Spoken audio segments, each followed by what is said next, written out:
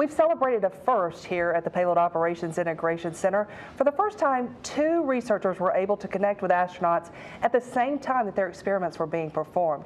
Now that may not sound like a big deal, but it is a big deal. And the person who has to facilitate that is called a Payload Communicator, or a PACOM, here in the POIC. And Stacy Jones joins me now. She is a PACOM. And Stacy, first of all, tell us what a PACOM does.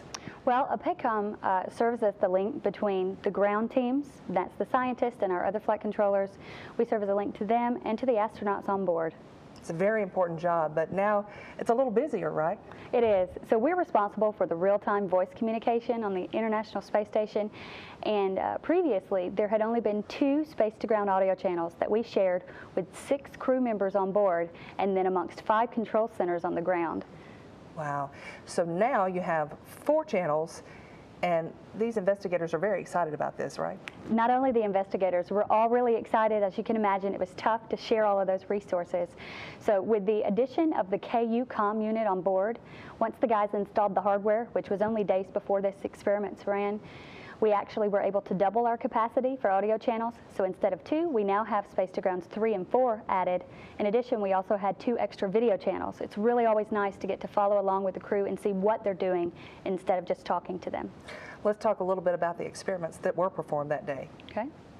To begin, we had CFE, which is a capillary flow experiment whose aim is to work with different wetting angles and to develop, in the end, better spacecraft fuel and fuel tanks, so that in hopes that we can improve our abilities to get us to Mars. And then the other one, we're talking about fire, right? Yeah, we got to work with fire. The astronauts always really enjoy both of those.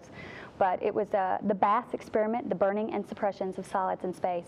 And what they want to do is basically take a lot of different materials and prove that they burn as well as, if not better than, they would in normal gravity as they do in microgravity under the same identical conditions.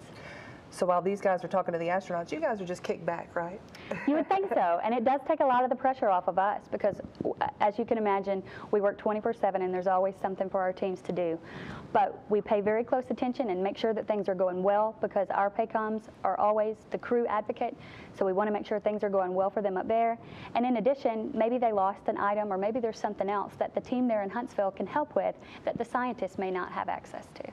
Why is it so important that these researchers speak directly with the astronauts?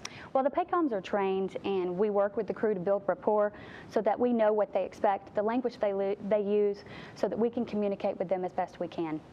But sometimes you have such intricate and really fast-paced experiments when you're dealing with fluid shifting and when you're dealing with fire. It makes better sense to enable those principal investigators so that they can provide that instantaneous answer instead of going through another link and delaying the answer by maybe seconds, which is critical for those experiments. And your job is critical, and I know that you even traveled to Europe to train folks there. Yes, I actually was the first female and first lady on the Eurocom team, and I got to work at the European Astronaut Center for almost 4 years doing the same job, and it was such a pleasure to come back here to Huntsville, my hometown, and get to work with some of the friendly faces. And I have to give special thanks to Carol Wagner, the lady who was by my side that day, and she helped make sure that everything went smooth. So awesome. You always make things smooth. Thank you so much, Stacy. Thanks, Lori.